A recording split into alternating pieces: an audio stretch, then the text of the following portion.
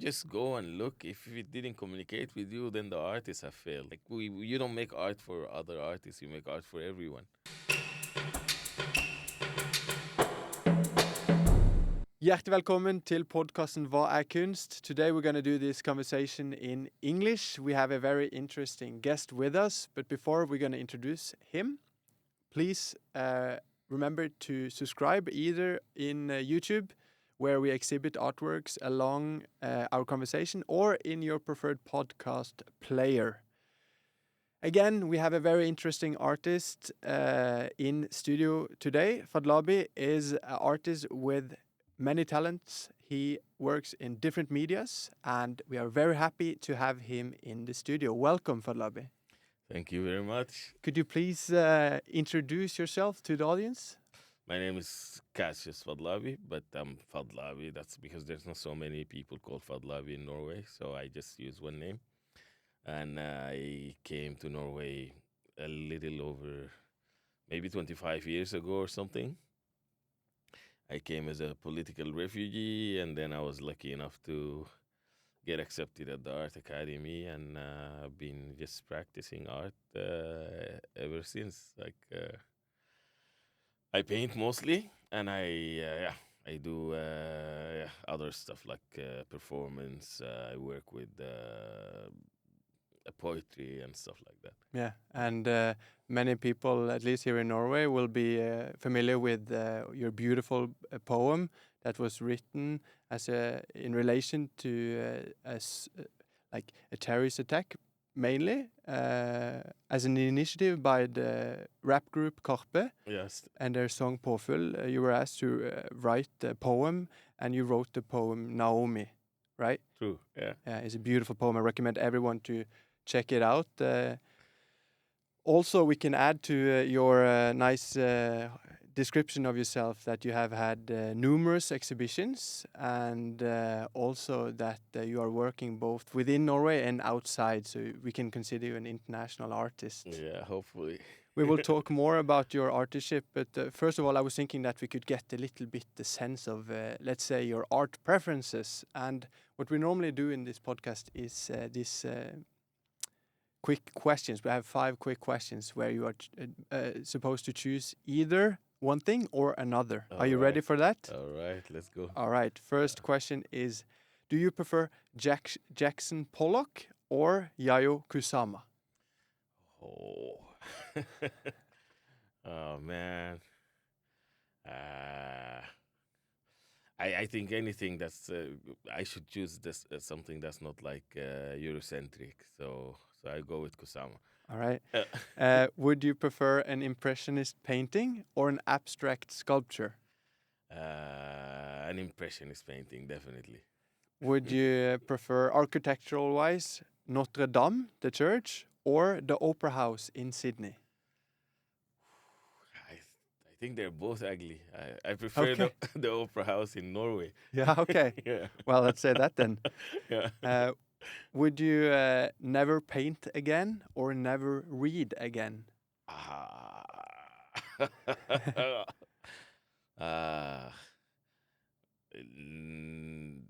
That's very tough. I have to choose. You've had to choose, yeah. Maybe never paint again. All right, Yeah. so reading then. Yeah. And lastly, Lynette Yadom Bouaki or Marina Abramovic? Definitely not Marina Abramovic. All right, so Lynette then. Yeah. All right, I thought that was went really well, and although You you did it. I don't yeah, know. some people even refuse to even answer. So in that light, you did very well. Okay. Let's get more to know you. I'm really curious to know, maybe first of all, like, who are you as a person? Like, for example, how would you think your friends would describe you? Loud, and I don't know. I'm very social. I like people. I get my energy from being around people. Some people lose energy, but like I think with age now and after COVID, like there is an introvert growing slowly within me. Yeah. Yeah, But I don't know, man. I'm just just a guy. And you said Uh, in the introduction that you came to Norway around 25 years ago. Was that correct? yeah, it's like 2003, something like that. Yeah. So yeah. And now you live currently in the north of Sweden. Yes, I moved like a couple of years ago. Lulu, was that it? Yes, Yeah. yes, yes. Close to the Finnish border, as far north as you can come, Yeah, sort of. yeah. It's very cold and dark, but it's nice. It's beautiful. Like the summer is very beautiful. But I miss Oslo, of course. Like I'm an Oslo boy. Yeah, yeah. Yeah. We're going to come back to talk a little bit more about Oslo and Oslo maybe as an art city. But I'm curious to hear more about how you came into art. Because for some people, they are maybe raised in a family which all they think and talk about is art. For others, it's more a coincidence, like me, for example. Uh-huh. You said in the introduction that you were born in Sudan and that you came here as a refugee. I also mentioned that you went to school in that's your first art school was in Sudan. Could you please elaborate more on that story? Yes. So like my family, like my father, my late father, he was a surgeon in the army, a very high ranked officer in the army, and he was a surgeon. He was a fellow of the actually Royal College in England. So he's very educated, and I think that's like he definitely didn't like me being an artist. He thought that his way is very secure, like it's the right way to do things, like maybe study. And also Sudan is a poor country, we need we need to heal malaria and build bridges and do stuff like that. So it's a bit weird to choose art. And I think that's why I also studied political science. So just like to calm the family down, like I have something that they can tell their friends that like, yeah, my son, he studied political science. I don't think he would like to say that I'm an artist. But after I moved to Norway, it was very clear that you can actually make living being an artist.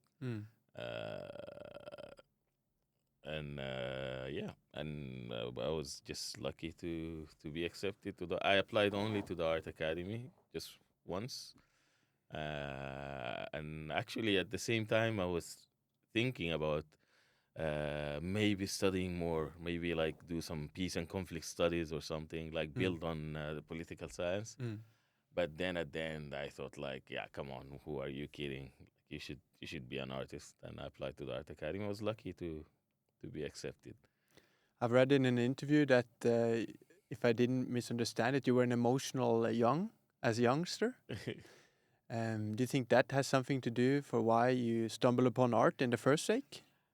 Like it's. I think I was like I was just since I was a kid. I was the guy who will draw the teacher, and the kids will laugh in the classroom, and I just liked to draw since I was young.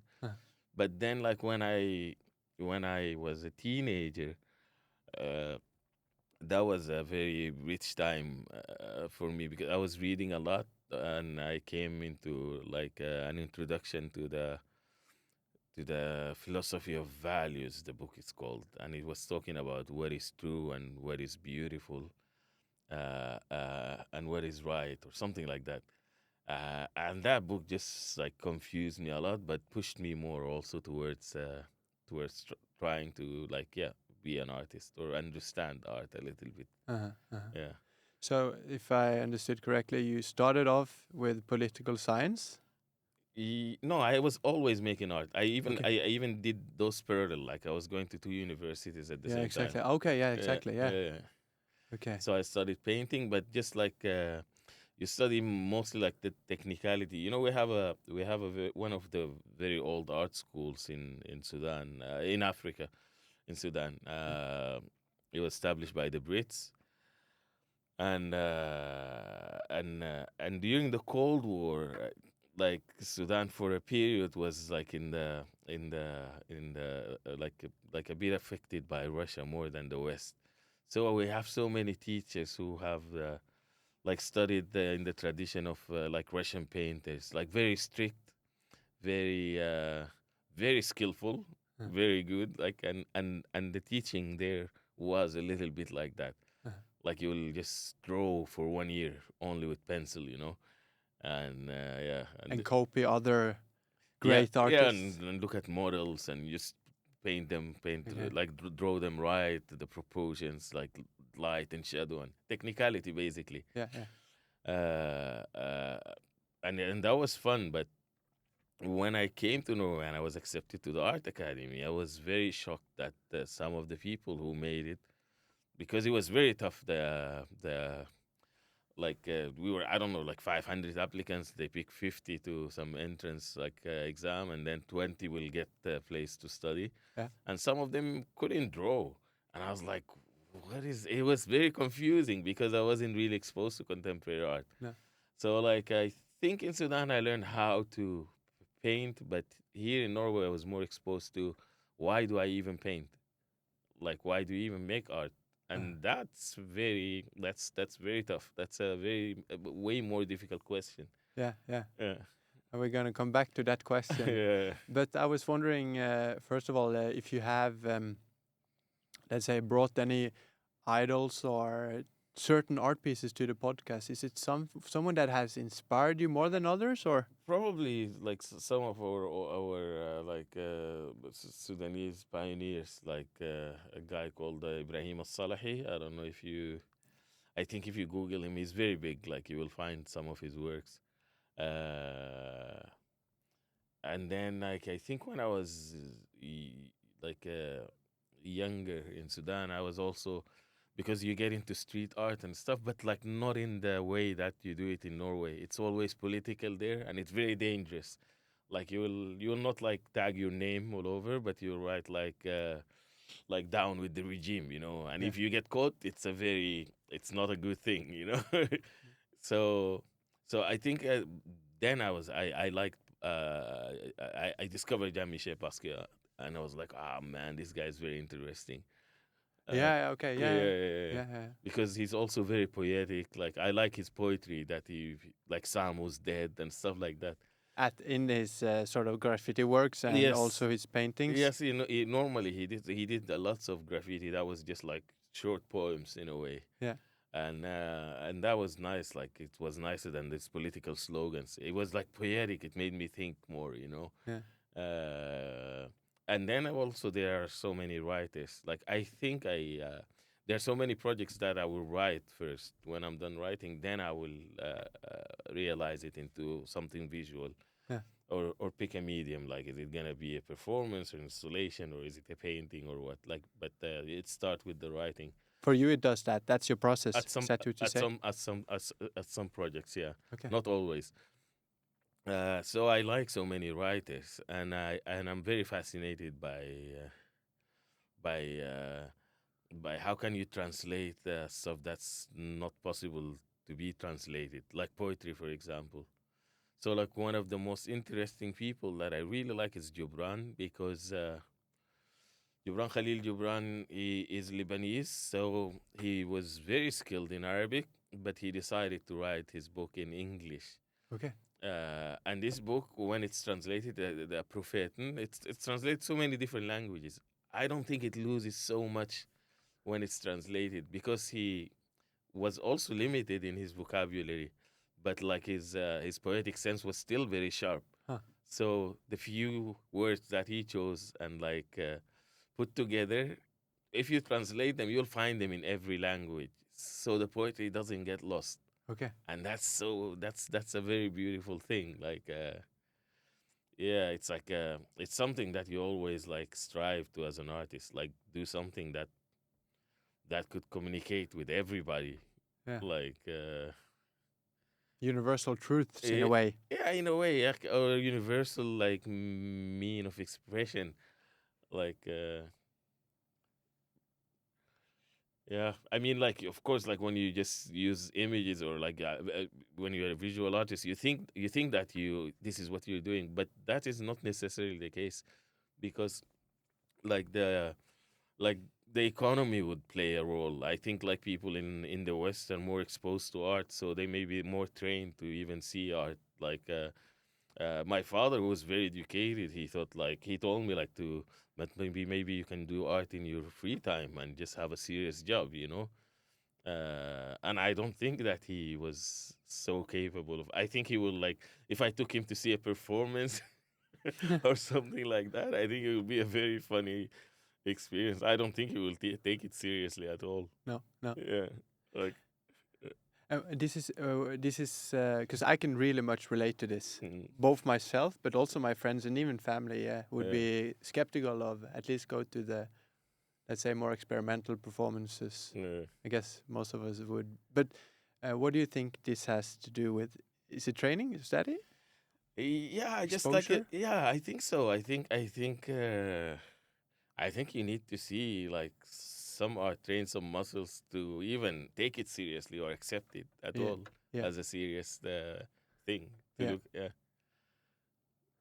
and I feel like a richer country will have better training because you have more galleries and more museums and better art education and stuff like that. Yeah. Yeah. Just while I'm thinking about it, I remember that you spoke in an interview about how Sudan, which obviously have had and still have lots of other, let's say, issues to deal with, but you were talking about Sudan and the way they viewed art and contemporary art in relation to, for example, Egypt, Mm. and how Egypt was fortunate to have some sort of figure, a Yeah, curator.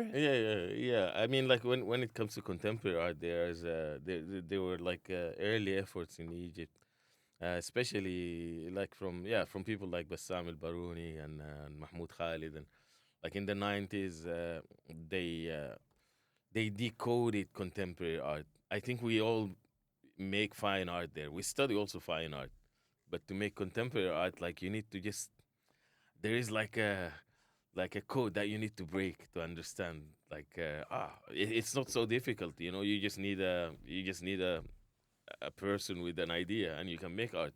Yeah. But yeah, but to speak the language freely, like in a way, you need to decode it, you know, like And I guess that's sort of what you described, right? When you yeah. describe how when you got into KU and Oh yeah, academy. definitely. It was very like I don't know even how I made it like through the interview and everything because my knowledge of contemporary art was very limited. But it must have Uh, been like as you say, it's like we have like a talent and sort of these tools. I guess you are very well positioned to, let's say, as soon as you decode the contemporary art, then you have Absolutely. right. And I think also it helped a lot that I had the background from political science. Funny enough, I think that's what made me like make it. Yeah, Like it's not my art education in Sudan. No, it's my political science education nice, interesting. that opened the doors for me. Like Yeah, yeah. As we will get into soon, listeners will understand this as some of your pieces, at least, can be described as political hmm and let's say conceptually influenced by this. At least that's my interpretation. But first, I would ask you about when you read poetry or when you see a piece by Basquiat, for example, are you easily moved, or is it more like an intellectual thing for you? No, that definitely. But I think like the more you see, the more difficult it becomes. Like you have to, I have to wait now very long to be moved by some artist Okay. because I've seen a lot now. So like yeah, but of course, yeah. It's like I can cry watching a movie, dude. I'm like yeah, of course I get moved. Yeah. Also by, let's say, more of Music. fine art and Uh, I think I'm more trained to like sound moves me more yeah, than images. Like I can yeah, I can totally cry listening to something, but I don't think I will cry in a museum looking at some. But it happens that I will get like really like when you come sometimes face to face with some paintings, it's just so overwhelming. Like it's crazy. I don't know how to describe it, but it's not so often. no, no. No. Do you have any? I know I don't really remember. Like, It's difficult on the. yeah. Another difficult thing is to not explain but talk about art. And I was thinking now that we are gonna talk a little bit more about your artistship and your artworks. Mhm. And I've heard that you are not, although you talk much, you've said, you are not so fan on explaining your artworks. But we will see how this goes. No, not necessarily. Like I can totally explain like of course I have like methods of approaching like topics or like processing them and working with them. I can totally explain that. Yeah. But I will not stand in front of a painting and tell you like this corner it means this and it's already a language. It's already done. Yeah. You have Yeah. to communicate with it yourself. Like Yeah. Exactly. yeah. And I guess that's in this studio we've asked the question, "What is art?" Multiple times, and Yeah. one of the things that often comes up is this communication definition that art is communication, visual communication, Mm-hmm. and it always brings me back to like if art is communication, what is it that you as an artist is trying to say? You know, it's not just like it's a higher form of communication, and like there's so many prophecies that was made by like art can spy into the future. Like if you look at the like sci-fi movies, old sci-fi movies, there's so many. I think scientists are boring. They're good. They can make these things, but they cannot imagine it. We imagine those devices and those things, and then scientists will go like, let's see if this will happen. Like, so I feel like you spy into the future when you're an artist, and there's so many like nice accidents that will happen. Like if you check like the terminology, like retrofuturism, for example, like among those objects that in sci-fi, like we imagine some objects and then scientists will make it, but there are those objects that will be imagined and they will never come to be realized. Like like nobody's dressed in silver weird clothes, or and there is something sad about those objects. Like time will come and pass them and they will just sit like, but it's 2000 already, why aren't you dressed in silver? So yeah, I don't know, man. Yeah, it is this type of communication in my opinion. Like If is there some themes before we go into artworks particularly? Are there some themes that you would say is for me, yeah? no, not necessarily. It just depends on the project or what I'm thinking about nowadays, or what I'm reading, or what's happening in my life in general. Yeah. Like my very last show, I talked about the war in Sudan because this is what is like taking a lot of like my thinking these days. Like so it just depends. Also, like when I just moved to Norway, like I think my whole artistic journey was about, first of all, like just trying to just understand contemporary art, but also like find a narrative that's not Eurocentric, like an African one, like deal with my identity crisis through art making in a way.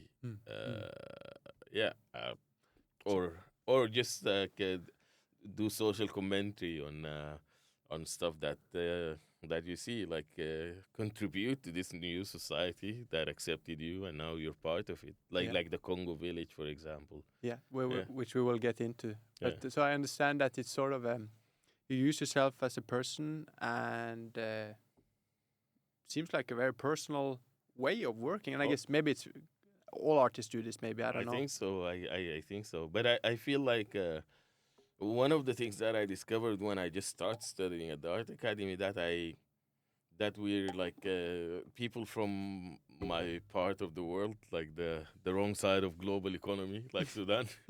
uh, we have like these grandiose things, like we will work with, like let's tackle racism, yeah, stuff like that. But so many of my fellow artists, when I was studying, they were doing even more personal stuff. Like they will do an art piece about the smell of the carpet in their grandmother's room Yeah. or something like that. You know? Okay. Okay. Yeah. So So it's a spectrum in a way.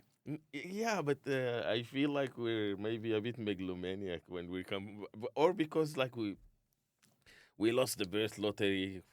It's not so fair, you know. So Yeah. we really waiting for a miracle to fix this world, Okay. and then we will tackle those big like issues, which is like it's very very idiotic because I don't think art is. I don't know. Maybe it is capable of doing that, but we we we hope too much from it. Okay. It's interesting. I know a lot of people that would agree to that Yeah. and disagree. Yeah. Let's talk a little bit about your artworks. You mentioned the Congo Village Mm. that I would say, like, at least on my list, is sort of like one of the first artworks that's really important in your, let's say, timeline as an artist. Definitely, definitely. And for me, I hadn't heard about it before I did research for this interview, but that can be explained by the fact that it happened in 2014, and I moved to Oslo, I think, in 2015 or 16. Mhm. Could you please explain the work? Yeah, it's simply it was just a reenactment of a human zoo that existed in Frogner Park like 100 years ago. But what was so fascinating for Lars and I in this project that like Which was your companion in his yeah, artwork? yeah, that we didn't like when we didn't like at the beginning we didn't even think that this is possible. Like, what do you mean human zoo in Oslo? Like, Yeah. Yeah. so like this historical amnesia was it intentional?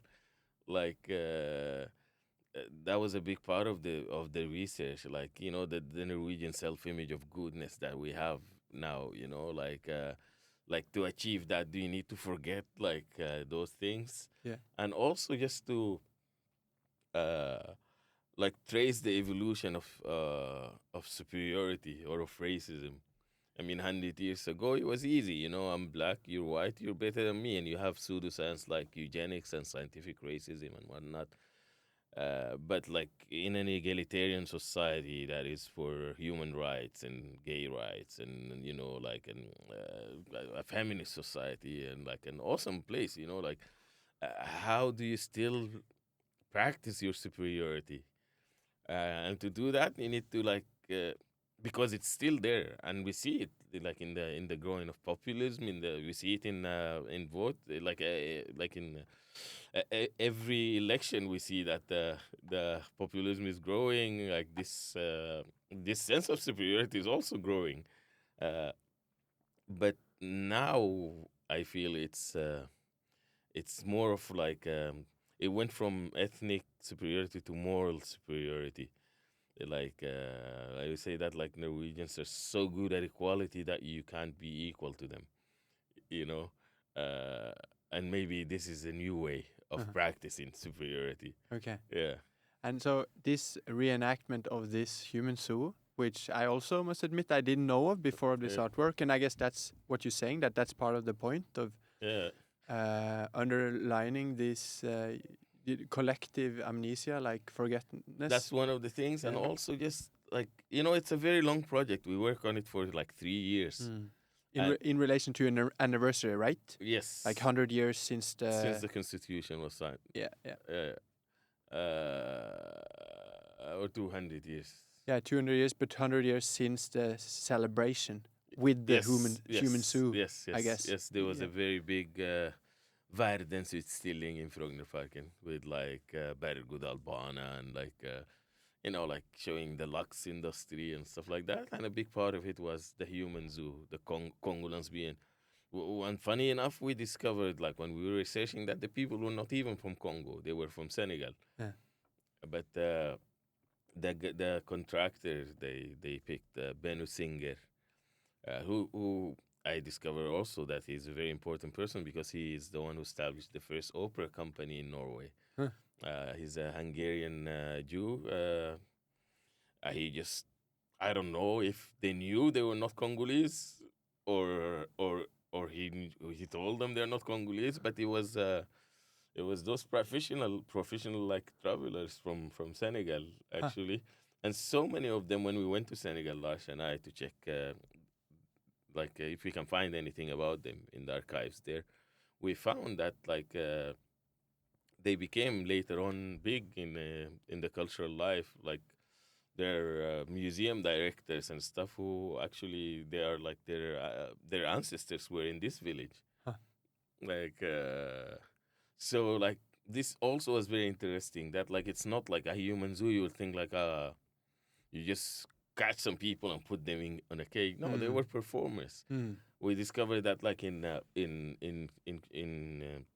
Copenhagen, for example, there was a Chinese human zoo, and the we found a Christian newspaper that was so pissed about the Danish girls who like were not behaving so well at bars at night with those Chinese guys Mm. because they were not really trapped in it. They will go out and get drunk and Okay. yeah, yeah, Yeah. yeah. Yeah. So there's so many layers to it. Yeah. Like first of all, to understand like what is a human zoo and like what is the history behind that. It was very common, and I feel like even Norway doing it was maybe like Norway striving to look like those other big colonial nations because the very first human zoos were colonial nations who will show parts of their colonies. Mm. Mm. Like Belgium will just go to Congo and just pick a village and just bring it and put it Yeah. downtown, you know. Yeah.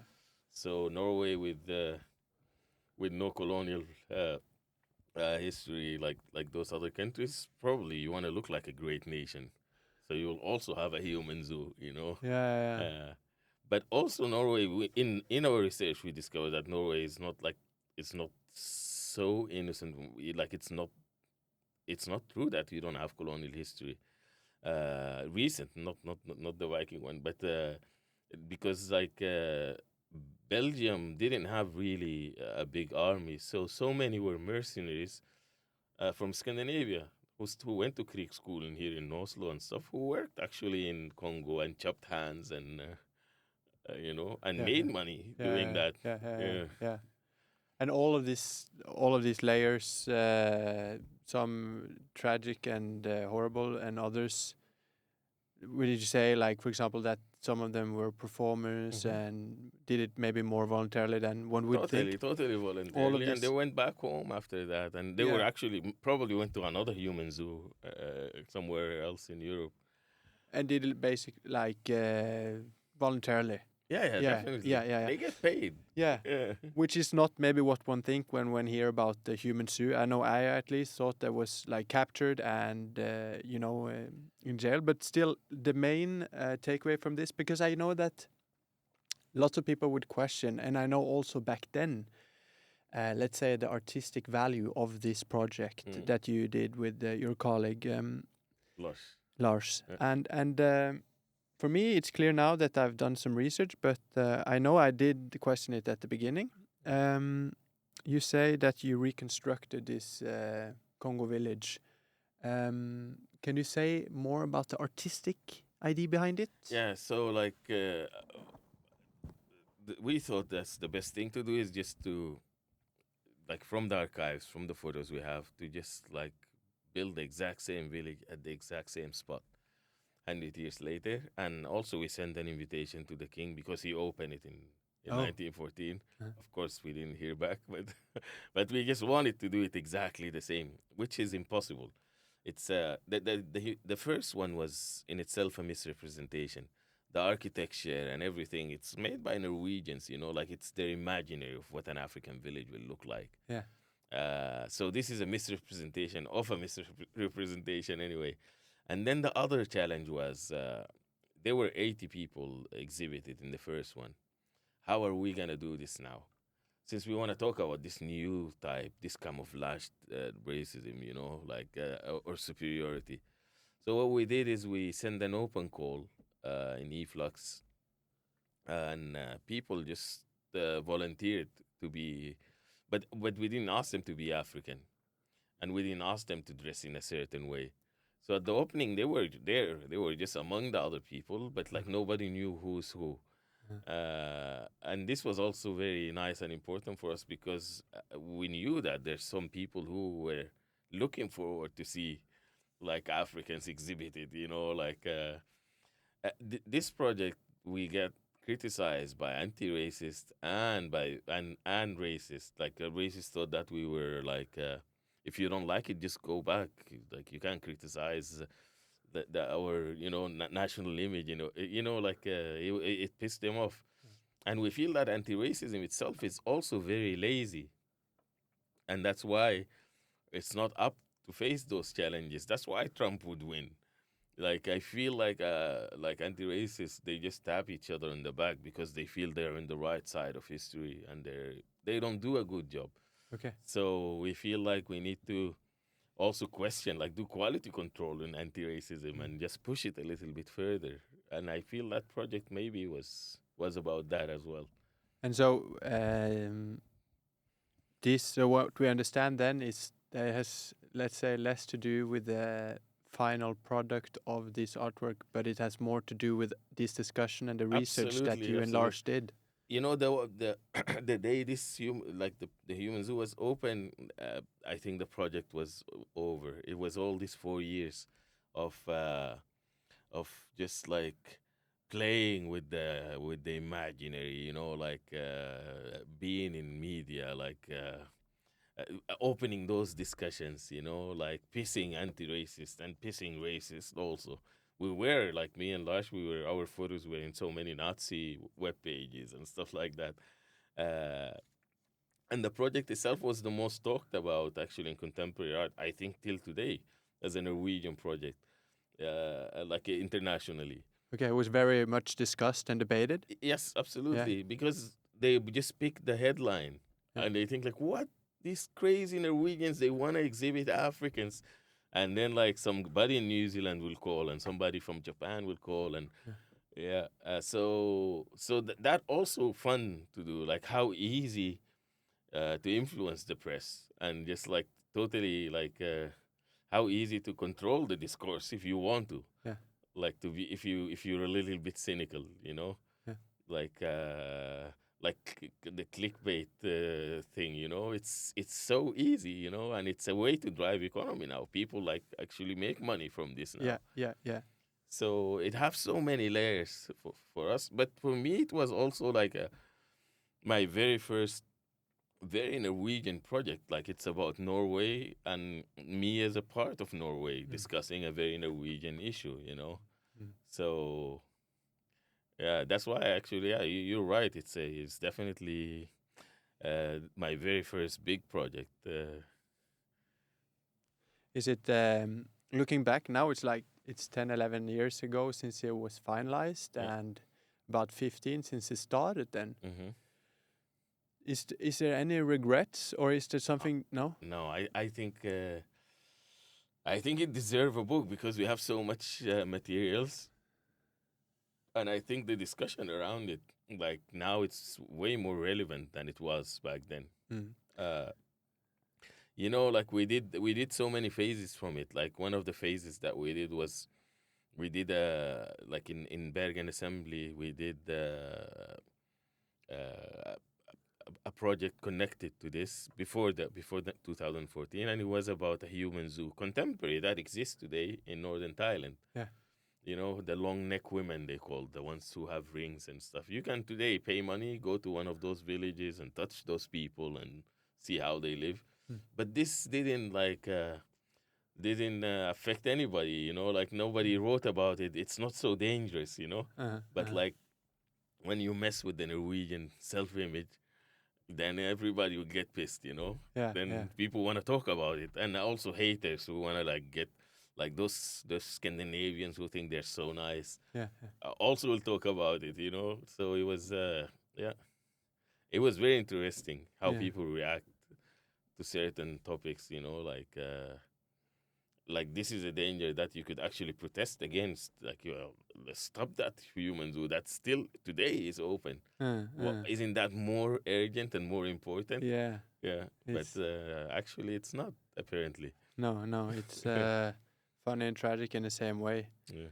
And I think that your artwork demonstrates this in a good way. And it also highlights what we talked about in the introduction, that for most people, at least if one is not too much concerned about art and contemporary art, it's much more than, let's say, technique and painting. Oh, absolutely. That it also can be, this is a conceptual performance. Mm-hmm. And that it has less to do with the final product, but the process. Absolutely. And the discussion and the what the artworks in Norwegian would say ringvirkning, the consequences of the whole thing. I think it's yeah, I have people who don't talk to me till today because I embarrassed them so much. yeah, Like I totally exposed, especially anti-racist. I totally exposed how superficial their methods in fighting racism were, you know. and also but also on a societal level that underlining this collective amnesia that you were talking about. Exactly. Yeah. So it's yeah, obviously a great artwork. If we move away from that, you are, as we said in the introduction, a multimedia artist, and one of the, let's say, other important things that happened close to this was an exhibition you had at the Kunstnerforbundet, right? Where you did paintings, and this is a big part of your artistry still, the painting and. Yeah, I paint mostly. So in painting, I have like I've been very when I start studying here in Norway, I start asking those questions, as I told you. Like I start like wondering, why do you even make art? And like and I just remember that in Sudan, when we study art history, we study European art history, you know. So I just have this idea that like knowledge itself now is totally Eurocentric, because everything starts with the Greeks, you know, in a way. Even in social science, like philosophy, like the high good knowledge, it starts with the Greeks. And if you want to make a margherita pizza from scratch, you have to invent the universe, they say. So, like the Greeks themselves, like, of course, they picked it from Egyptians and from Syrians and from whatever, you know, like they just developed on ideas. But somehow it is presented this way, so I was very obsessed by finding a parallel painting history. I grew up in Sudan. I'm Nubian. I have like my ancestors are the people who built the pyramids of Kush, and they still stand in Sudan. But I didn't study that. You know, I studied if you go now like to, I don't know, ask like AI now, name 10 African artists from 1500 and name 10 European artists, like you could probably name 100 European, but like not one artist just from now, from 1500. Yeah, or 17, or you know, like you wouldn't know their names even. So this is something that I was I really wanted to find a parallel, like painting history that is African. And I thought a good place to start is to do a comparative study. If I find people who painted the same subject in the same time, like, and that led me to Christianity, because Sudan used to be Christian before Europe, and Ethiopia also used to be Christian before Europe. So we painted those stories from the Bible. And then you could compare them, because the church was also very central as a customer for art. They're rich. They had the money. Like they always commissioned artists to paint those stories.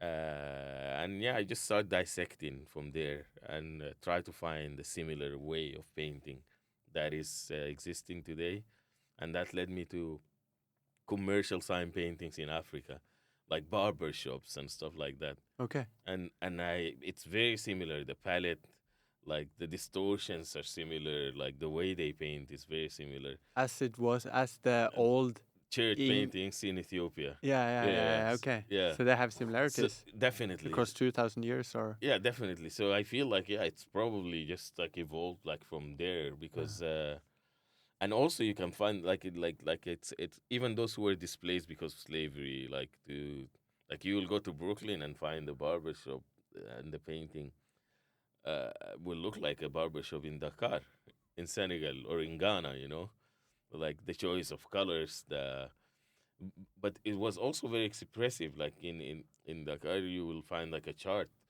that things look distorted. What the head does is not really perfect. But you will say this haircut, and the barber will go, that haircut, and he will give it to you. So these paintings are capable of carrying information Mm. accurately. Yeah, I mean it's just the beginning of a research that I've been like messing with for the last 10 years maybe or something. Mm. Yeah. And if we were to describe your paintings, people that watch or audiences that look at YouTube, our conversation at YouTube, will see these paintings, or at least some of them, on the screen right now. But for those who only listen, how should we describe your or at least these paintings from when you finished at the academy? It was like figurative paintings. I mean, when I finished from the academy, you can see like this research very clearly, because I think I almost made art about art making. Yeah. Like especially the paintings in the show called The Prediction Machine. Uh-huh. You will see like the Ethiopian church painting. You'll see like I'm just like quoting it directly. And I'm not doing even so much with it. But then later on, like I think like the first time at Kunstnerliv in Oslo, I had a show called The Rain at Night, and in this show I was finally talking about depression, like talking about personal stuff, but using those tools that I picked from Ethiopian church painting and barbershop painting Yeah, and stuff yeah, like that. yeah, yeah. So like finally I owned it, and I start adding my twist to it, and it became mine. Yeah, but before that, it was just like, you will see clearly the beginning of this research. Yeah, yeah, yeah. Yeah. And along the way, there's lots of color. Hmm. You can often see it like it's figurative, and it's like you see, for example, a portrait, a powerful portrait. But it's in many ways you could also say it's not very detailed, but it's you see what it is. Yeah, that's the effect of the barbershop paintings, for example. Like the astronaut in Tøyen. That's totally barbershop painting. Also, yeah, Yeah. yeah, we can talk about that already because Yeah. another of your most known artworks is this. What are we gonna call it? Like a It's called The Sky's the Limit. It's also like also me commenting something like very Norwegian, like that when the gentrification of Tøyen was just in its peak. uh These few buildings around that, these few blocks around that painting, they're still subsidized housing. They're still like public in a way. yeah, like Yeah. commune, and like so many kids there are from Somalia. Okay. So I painted them a Somali like spaceman. A giant wall painting Yeah, like of a a cool spaceman. Somali guy, like Yeah. that In that they space. wouldn't really find. Yeah, or yeah, you can be a spaceman, or the sky's the limit is like, it's like the double meaning, like Yeah. yeah. So yeah, that was the point. Like I wanted to make a painting for the kids in the neighborhood, but also give them like somebody who looks like them to look up to, Uh-huh, like uh-huh. yeah. And people will be familiar with that painting and also the one next to it, which is Steffen Kverneland's True, yeah. interpretation of the Scream. Yeah. It's a beautiful work. Another beautiful work and highly, how do you say it in English, celebrated work that you've done is at Kunstner's Hus Uh-huh. in relation to their 90th anniversary in 2020. And that work was, at least for me, it's not very common to stumble upon works that are on the ground. It was a ground work where you painted a piece that was commenting on a very known piece at Kunstner's Hus by Per Krogh, Norwegian painter, that was made, I guess, 90 years earlier. Yeah, true. And which is sort of easily explained, Yeah. describing the evolution of the artist Or from. like I think the title for his painting is like the artist thorny way to heavens or something like Yeah, that. yeah. Yeah. So Yeah. you were asked to make artwork in relation to the 90th celebration of the Yeah, important. and I chose to just have a dialogue with Per because it's the only painting that's also there. It's the whole the Kunstnerliv is a blank canvas ready for other artists to show, but there is this one painting in the ceiling, and I just like it's also like me also like again claiming my right to be Norwegian, and talk to. It feels like just having a conversation with an old grandfather at the dinner table. Like it's very difficult that we will communicate so well. Like if I'm trying to explain to him like a TikTok dance or something, But I also wanted to have the painting on the ground because he puts the artist in a very high place. Yeah. And I think it's a heavy job, and it doesn't really normally lead to enlightenment or anything. And the artist is not a genius or anything. It's just a job. It's like being an accountant or whatever. So therefore, I put it on the floor so you can walk on it. And I also mess those. He have these different phases in his original painting that start at the academy, I think, or learning, and then the one in the middle is when the artist is deceived or like faced by something heavy, and he uses women for that, and then it spirals into like a ceiling light that's enlightenment. It's very smart in the way it's designed. Uh-huh. So I just messed that design also. I borrow some elements from it, the people opening the doors to the Yeah. different phases. Yeah. But they were all on the floor. Yeah. And can you talk a little bit about the process? Like, I guess this was part of it, this reflection around this artwork. I also know that you were researching the history of the house of this Kunstnerhus. Yeah.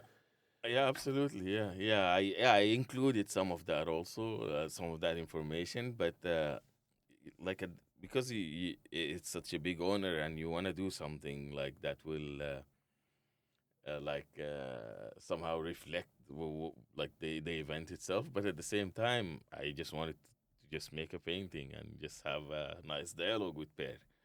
So. So I think at the very end, it was just me talking to Per. It wasn't really even about Kunstnerliv or anything. Okay. Like, yeah, even though there are so many little little details in the painting that tells the history, a little parts of the history of Kunstnerliv in a way. Yeah. Okay. And what is it for the listeners that can't see this artwork themselves?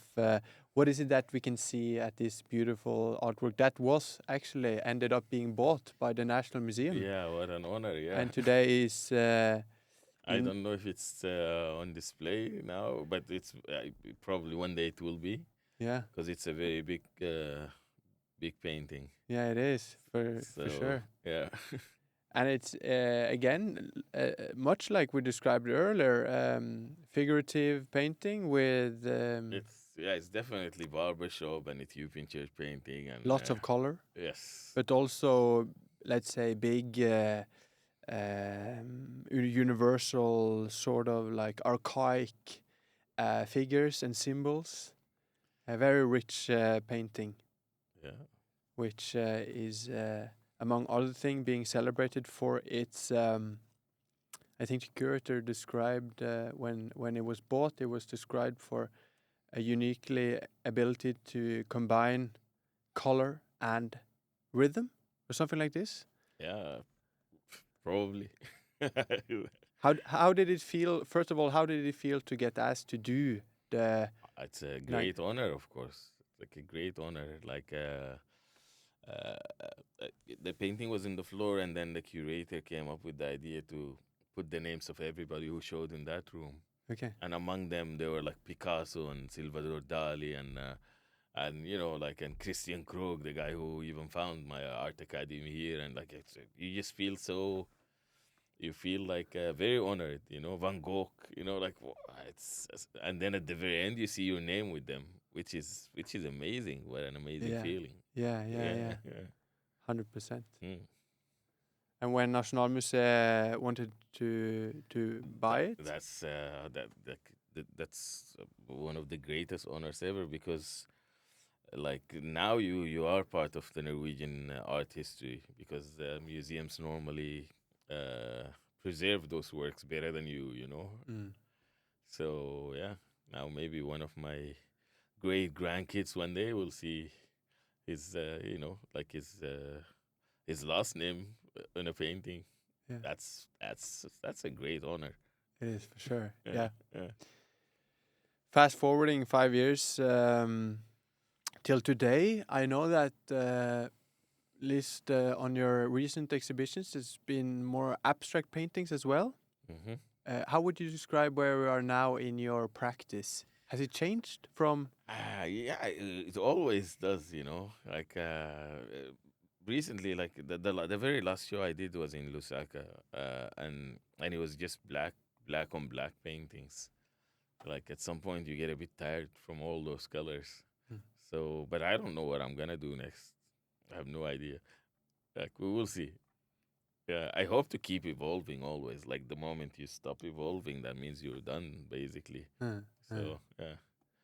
Would you describe it as a blessing or a curse that you ended up being an artist?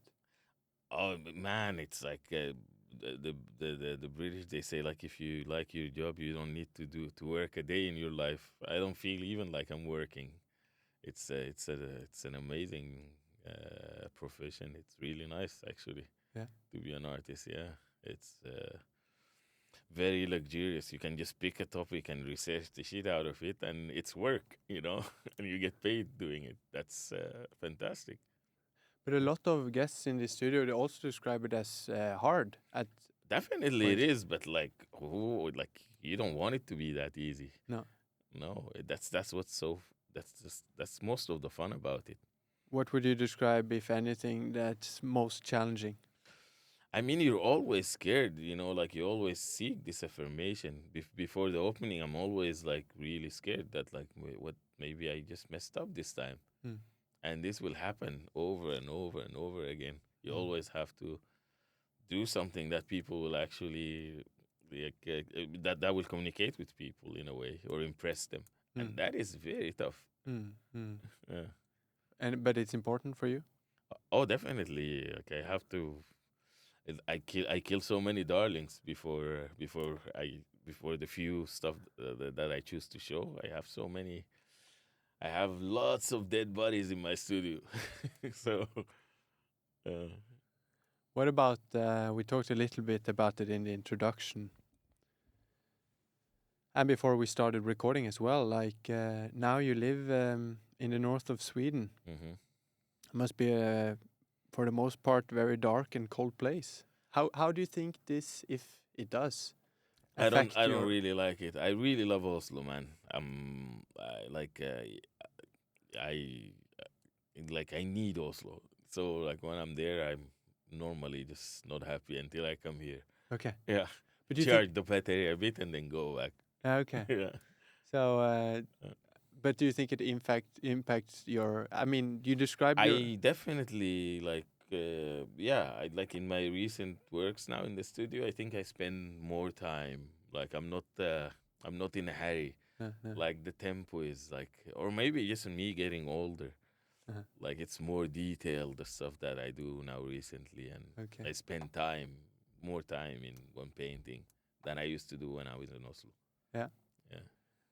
I hope again that you will share some of these paintings with me so that I can add them on to the conversation that we have on YouTube. Soon. I don't know. They're still like in the studio, so I don't know All if I right. can. We at least we look forward to see them when they are Yes, done. And definitely. let's talk more generally about art. Because one of the things that I would like to also include in your introduction is the fact that you've also been involved in, let's say, exhibition spaces. Mm-hmm. You've been at least one of the initiative takers of one place called One Night Only, which exhibited a new artist every Monday for a period here in Oslo. And also you were running the Cartoon Contemporary Art Center. Is that called? Yeah. Which was a mixture between like a dialogue place, Yeah, definitely. but also a gallery yeah, in definitely. Oslo. Is it important for you to also, let's say, show others' work, or what is this? Yeah, so one night only started when I was student at the art academy. Like me and a colleague of mine, Eric Senia, we like there was a very popular bar back then called Spasi Bar in at the academy, and then it closed. So suddenly there was this empty space, Huh. and then we just thought like, hey, let's just use it as a platform and show our friends. And we start showing a new friend, forcing basically our friends to show every Monday. Uh, and that was a big part of my education in a way because if you show a new artist every Monday, you see their work, you see how they install it, you see how they think. You learn a lot, like it's they open up when they're installing artists. Like when you show them, you get to know their work in an intimate way and learn so much from it. So I need this to learn from other artists, and that's like I discovered early that like facilitating for others to show their art is actually very very good for you because you just really learn from them. Like and the Khartoum Contemporary Art Center is just an evolution from the one night only. Like Karin Eriksson, my partner in the Khartoum Contemporary Art Center, also she also had a platform in during our time when we're studying called Semicolon, a gallery, tiny gallery under some stairs.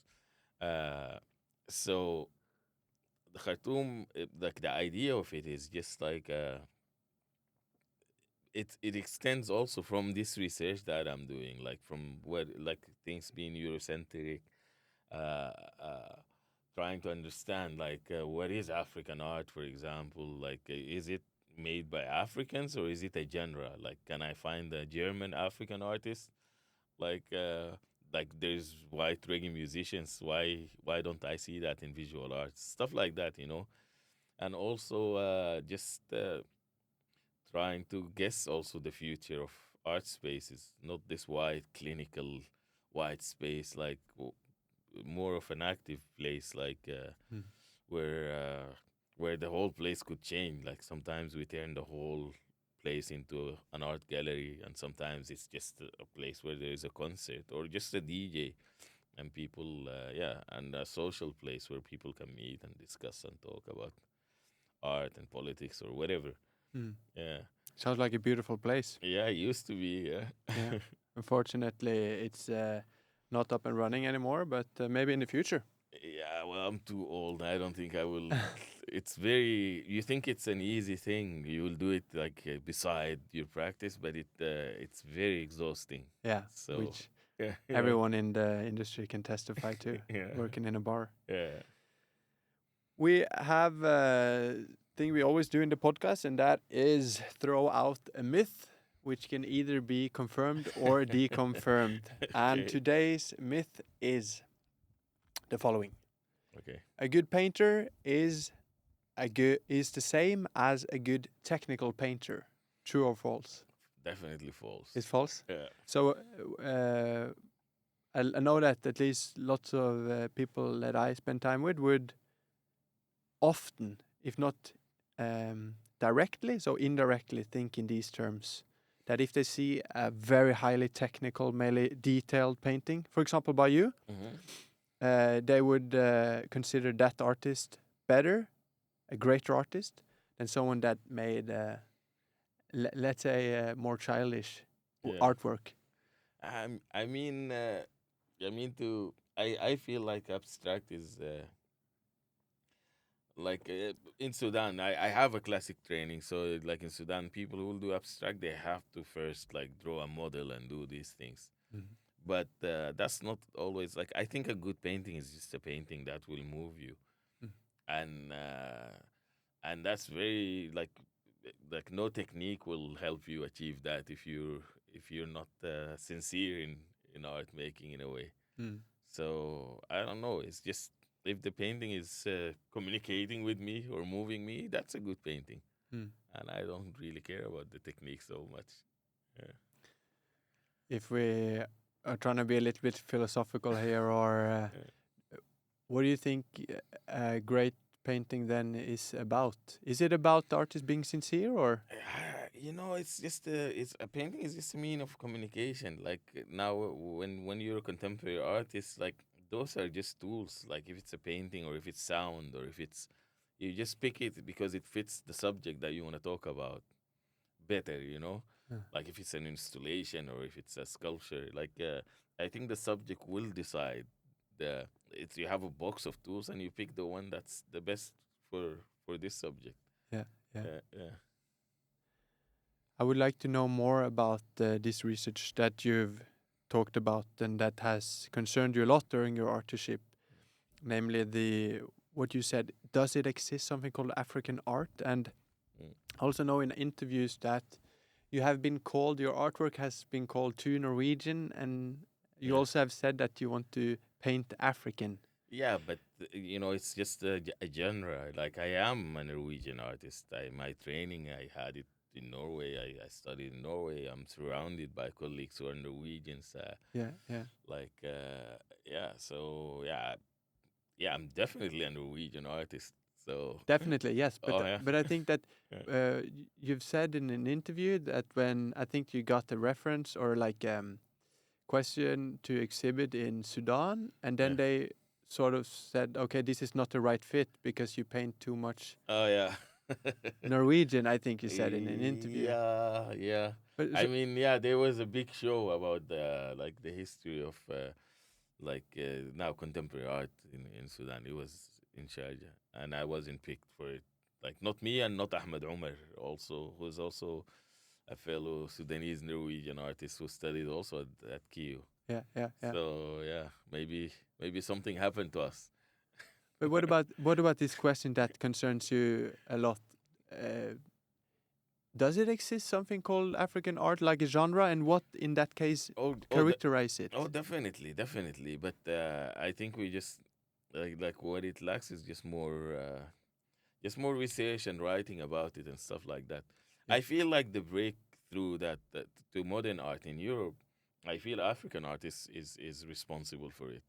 Like Picasso's first like sketches when he started Cubism, he had sculptures from West Africa in the studio, and he was copying them directly.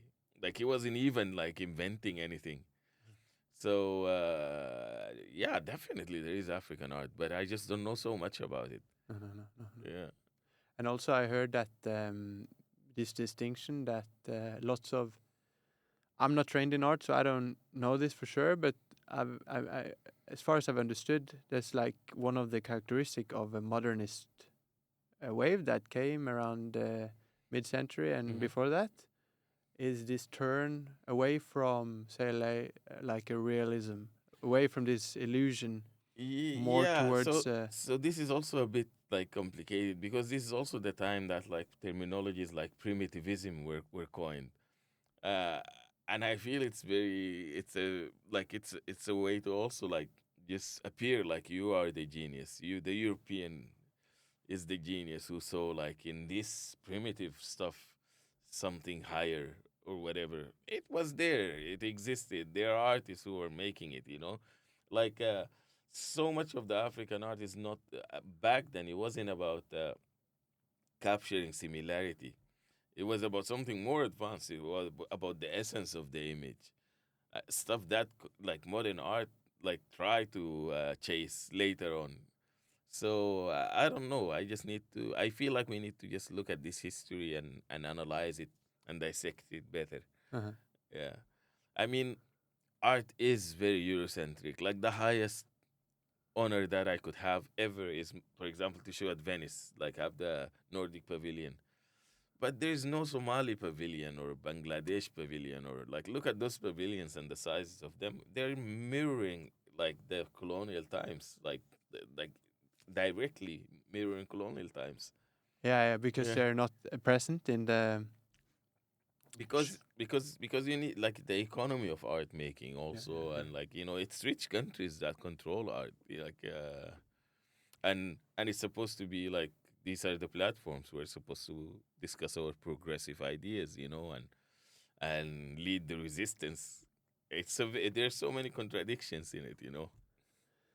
I have a part-time job at the National Museum where I sell tickets, and part of our job is also to be where we exhibit art. Mm. And the other day, I got a question from a tourist, and she asked different questions, like she wanted to see Monet paintings. We get that question a lot, so that was not difficult to answer. But she also wanted to know if we had any Frida Kahlo. Mm-hmm. I had to disappoint her. And then her follow-up question was, do you have any painters of color? Mm-hmm. And then I had to, first of all, admit that I didn't know, like for certain, which were and which were not. Mm-hmm.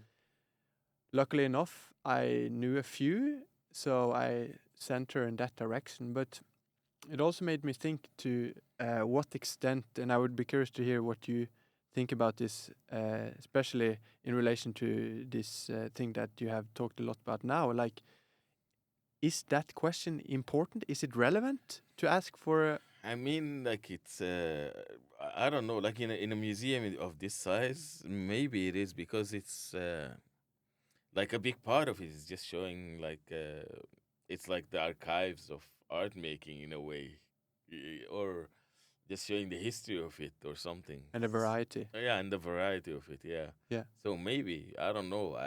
But yeah, I hope but you can also just like pick people just because they are colored. Exactly, right. That's just So that's it. Yeah. So I don't know. I mean, like now I am in this collection, so I'm very happy. But I hope to see it when they present it, because it's a very challenging work. Or if the National Museum would ever listen to this podcast, I hope they can come and buy smaller paintings also. They know where to find it. Yeah. All right, so Yeah. we have to. It's been very interesting to talk to you and to Likewise. get to know more about the way you think and the way you work. We always end. Yeah.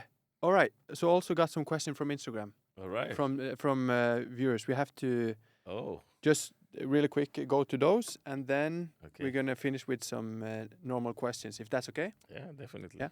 Okay. So the first question is from one follower, and she asks, "How do you choose titles for your artworks?" Oh, just like the way you choose titles for your kids, they don't really necessarily like.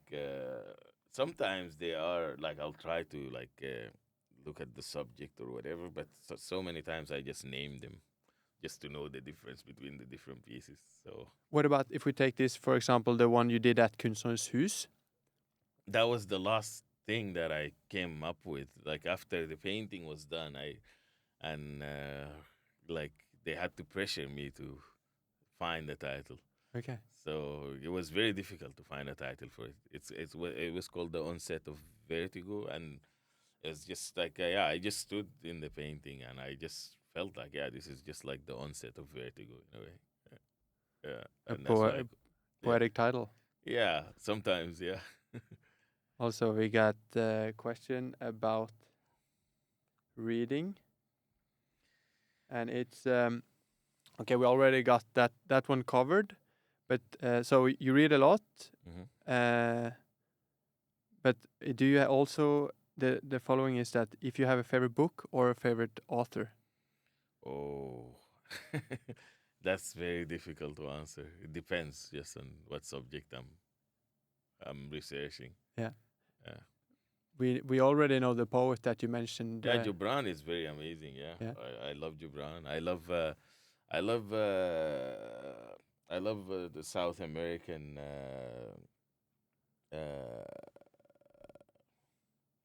South American writers like, uh, like Gabriel Garcia Marquez or Jorge Amado or Isabel Illandi or Like this magic. yeah, magic realism. realism. It's just very yeah. I find it very soothing and very beautiful to read. Yeah. We take one more, Yeah. and this one is about career, Hmm. and it asks if you have any regrets. so far? No, not at all. Not at all. No. No. And if we elaborate a little bit on it, is it something that you would do differently? Yeah, I would have studied art a bit earlier, maybe. But I don't know if I would become this type of artist if I did. Maybe I would be more boring. I think it went okay. Like I needed to go through so many things to to even discover what I want to do. Yeah. Yeah. You know, I studied so many different things when I was in Sudan. Like one of the things I studied even nautical navigation at some point, so I know how to drive those big ships and stuff like Okay. that.